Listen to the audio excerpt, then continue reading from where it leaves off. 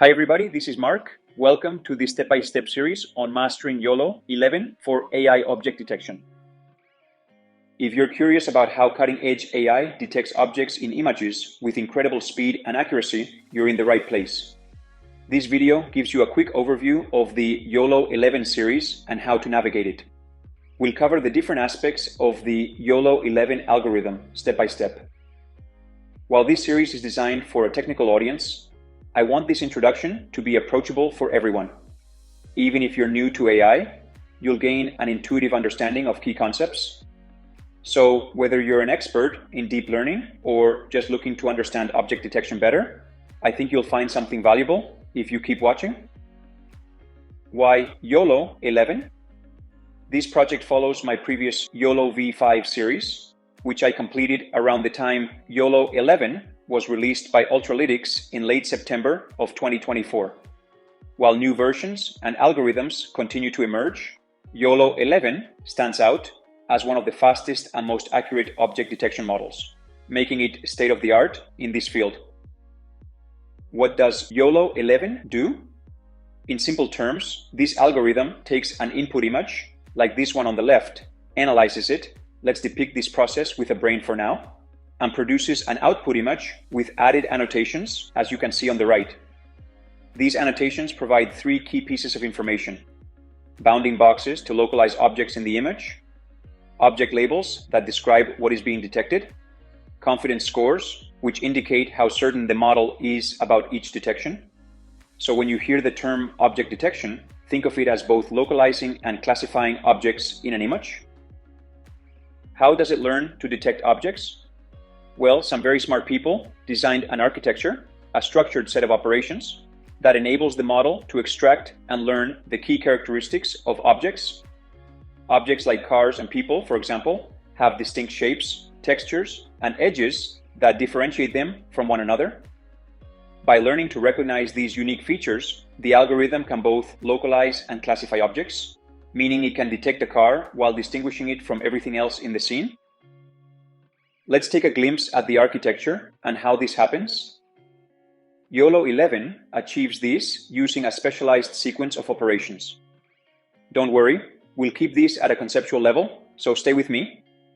To introduce this properly, I'm going to play a section from video 8 of this series. As the input image enters the architecture, it begins its journey through a carefully designed sequence of operations. In the first stage, the backbone, we start with conv layers that downsample the image, reducing its spatial dimensions while capturing basic patterns like edges and textures. This is followed by repeated C3 K2 modules, which are blocks that refine feature extraction while maintaining efficiency. These modules emphasize both local and global patterns in the image, creating hierarchical feature maps. Shallow layers capture fine details, while deeper layers focus on broader, high-level features. The SPPF block aggregates information from different spatial scales, enriching the representation. For example, applying max pooling to this patch results in the brightest green pixel becoming the output value for the 1x1 region as expected. The addition of the C2 PSA block introduces the attention mechanism that enhances the model's ability to focus on the most important regions, further improving detection accuracy. In YOLO11, an alternative approach to the attention mechanism is introduced. If this looks intimidating at first glance, don't worry, I'll walk you through it step by step. This implementation diagram was created based on the only source of truth available, the Ultralytics code. For example, we can examine how query 1 attends to all 300 keys. The same analysis can be done for query 2, query 3, and so on.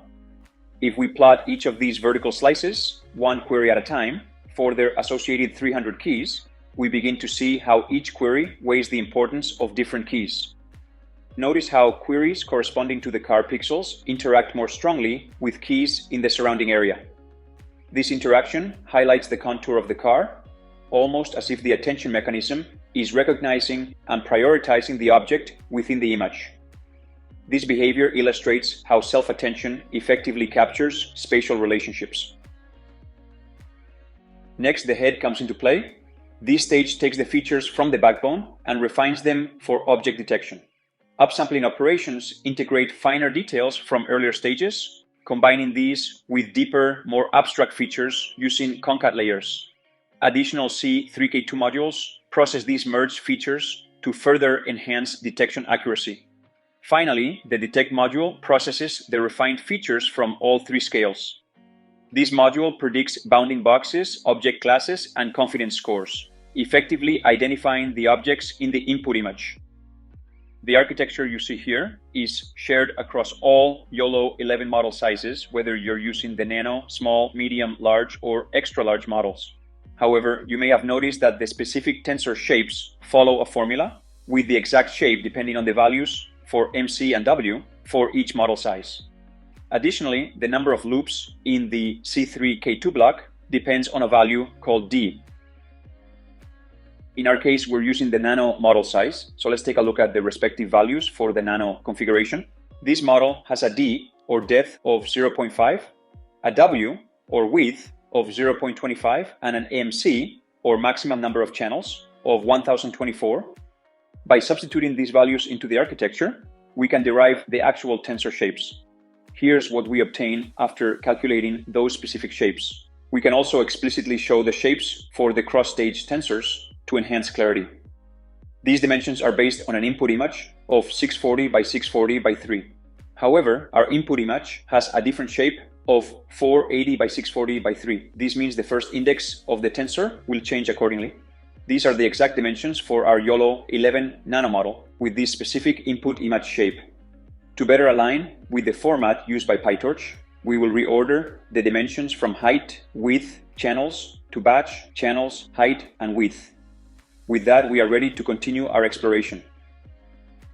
Before diving into the detection head, let's take a step back and review what we've achieved so far with the backbone and neck, two critical components that prepare our model for accurate detection. The backbone is where everything begins. It's responsible for analyzing the raw image and extracting meaningful patterns. Early layers focus on low-level details like edges, textures, and simple shapes, while deeper layers extract high-level semantic information, recognizing complex structures that help differentiate objects. Think of the backbone as the eyes of the model. It scans the image and builds a deep, multi-layered understanding of what's in the scene. Once the backbone has extracted features, the neck steps in to refine and strengthen them. It does this by merging information from multiple layers, ensuring that we get the best of both worlds. Low resolution, high semantic features, great for recognizing object categories, but lacking precise spatial details. High resolution, low semantic features, crucial for localizing objects accurately, but not as strong at distinguishing object types. Upsampling is used in the neck to refine features and merge low-level and high-level information. By intelligently combining these features, the neck improves multi-scale detection, allowing the model to detect small, medium, and large objects more effectively. Now, I have one last thing for you, something that I believe will solidify your understanding of this powerful feature extraction architecture. I hope you enjoy these visualizations as much as I did, and that they drive the point home. I'll do this by showing a feature map for each stage so you can see how the image is transformed from the input all the way to the detection heads. While we can't perfectly trace a single feature map through every stage, we can still get a strong intuition by focusing on similar feature maps. We start with our input image, which has dimensions 480 by 640, height and width. I'll highlight a bounding box around the car, so as we go deeper into the network, you can see how its spatial position remains consistent, even as the feature maps become more abstract. Additionally, I'll mark a 32 by 32 reference region, so you can track how spatial resolution decreases as we progress. After the first convolution, the feature map has extracted initial patterns from the image. The spatial resolution is now halved, meaning our 32 by 32 reference region is now 16 by 16 pixels. The second convolution further reduces the pixel representation. Now our square region is 8 by 8 pixels. The C3K2 compresses and refines features without changing the spatial dimensions. In stage 3, another convolution halves the resolution again. Our reference region is now 4 by 4 pixels. This illustrates how the backbone extracts and combines high-level features into compact representations that still preserve essential details. Next, a C3K2 further updates the feature representation while maintaining the same resolution. In stage 5, with this fourth convolution class, the feature aggregation reaches a point where recognizing the car visually becomes challenging, though the neural network retains key features. Our 32 by 32 reference region is now just 2 by 2 pixels, a stride reduction of 16. Again, a C3K2 updates feature representation while keeping the dimensions unchanged.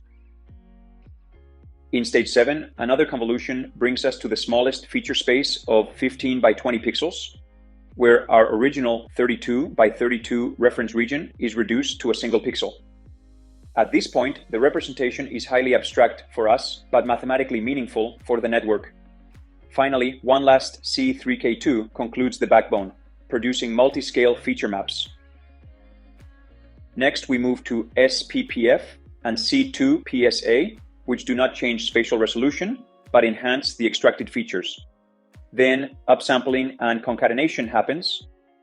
And if we jump ahead to the C3K2 in stage 13, we see that feature resolution has increased thanks to upsampling. This process continues in stage 16, further refining details.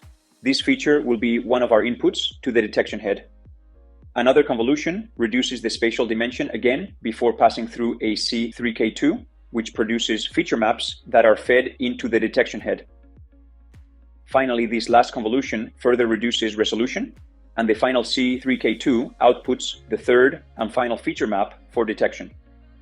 This journey through the feature maps showcases how YOLO11 gradually refines and distills spatial information while preserving the essential details needed for detection. Now that the backbone has extracted rich feature maps and the neck has refined them, we're ready for the final stage. As we briefly mentioned, this architecture can detect objects of different sizes. To achieve this, the detection head receives inputs at different resolutions, improving its ability to detect small, medium, and large objects. While the detection head processes inputs from all three stages, our car is a large object, occupying a significant portion of the image. This means the most relevant information for prediction comes from the 256 feature maps in the final layer. But what exactly are these inputs to the detection head?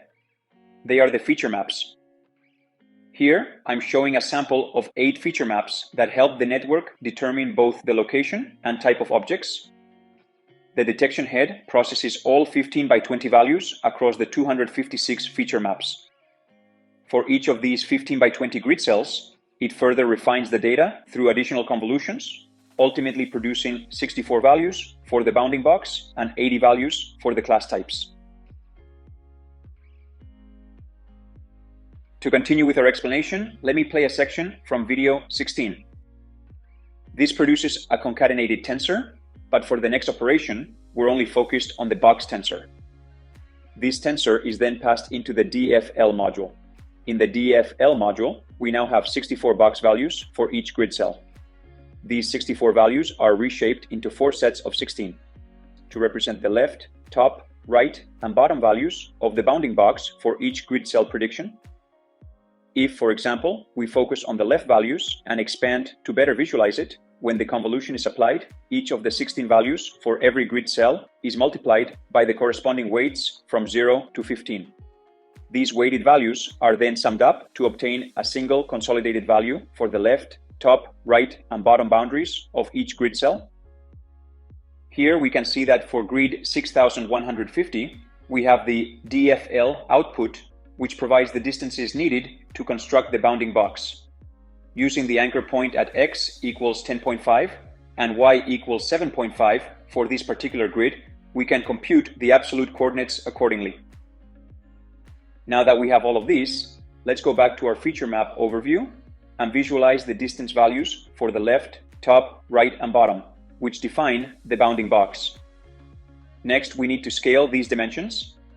Since our feature map is 15 by 20, but our input image is 480 by 640, we scale back by multiplying with the stride of 32. the same factor that originally downsampled the image to this feature level. And as expected, this bounding box perfectly aligns with the car in our input image. This works because the stride scaling ensures that we correctly map predictions from the feature map back to the original resolution. The model has effectively learned to predict distances in the lower resolution space, and by upscaling, we recover the precise positioning in the full resolution image. Now, at the 15 by 20 feature level, we can visualize which grid cells get activated for different classes. For class 0, person, no grids are activated. The same happens for class 1, bicycle class. However, for class 2, which corresponds to the car class, we can see that 10 grid cells get activated. Each of these activated grid cells has a bounding box prediction. But ultimately, the grid cell with the highest class score will determine the final prediction. By simply looking at these values, we can see that the brightest yellow represents the highest class score. And if we check whether any other classes get activated, the answer is no, only the car class is detected.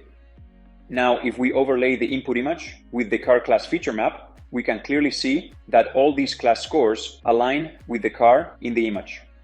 And in particular, the highest class score corresponds to grid 6150, the one we've been working with all along. So let's recap.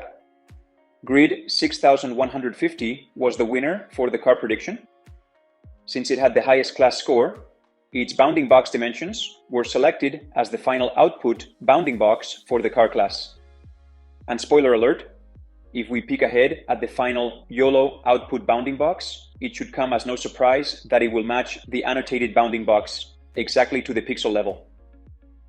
As a curiosity, while the grid prediction does not need to be exactly at the center of the bounding box, in most cases, grids near the center of the object tend to capture the strongest features. This often results in them producing higher class scores, making them more likely to be selected as the final prediction. With this, we've covered these videos at a high level. Feel free to jump to any specific one if you'd like to explore a topic in more detail, or follow them in sequence if you prefer. Now, shifting focus, the next set of videos in this series will cover how the predictions are post-processed, prepared for output, and annotated on the image. These upcoming videos are more code-intensive, but each step is explained line by line, making it easy to follow the process all the way to the final output. Let me play a short section here. Once here, we step over this, since we are not dealing with video or streaming. Now we use the common IM write function from OpenCV. At this point, we don't have the image saved yet. The moment we run this line, the annotated image will be saved to the runs detect predict folder, as you can see here. And if we open it, this is our YOLO annotated output prediction. Throughout this series, a Colab notebook companion is available to help break down sections of code for a clearer understanding of what's happening. Video 2 introduces this Colab notebook and provides a quick start to the series. Let me play a section. In this first example, we'll skip the task and simply use the mode along with a couple of arguments, specifically the model and source arguments. One reason we don't need to specify the task is that it's inferred automatically based on the mode and arguments provided.